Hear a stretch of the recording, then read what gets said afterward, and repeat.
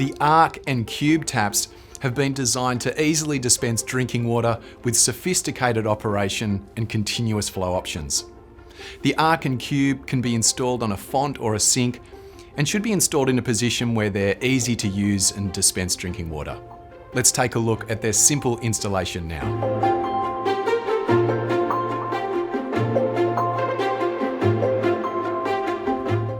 The arc and cube taps can be installed with the standalone font.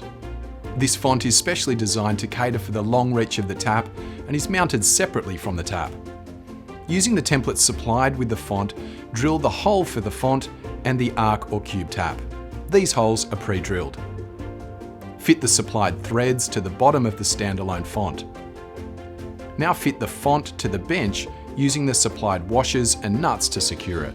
Connect the drain hose to the font drain connection. The last step is to fit the wire mesh drain cover. There's a concave and a convex side to this cover, and the convex side goes to the top. Once that hole has been drilled, you'll then need to grab your arc or cube and feed the USB cable and hoses through that hole.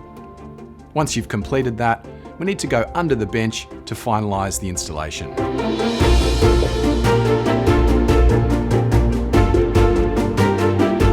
To install your arc or cube to a sink, the first step is to drill a 35mm hole.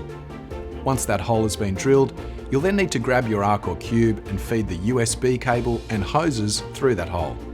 Once you've completed that, we then need to go under the bench to finalise the installation. First, secure the tap nut. You can see the USB cable and hoses have been fed through the bench top. Feed the USB and hoses through the washer and through the nut.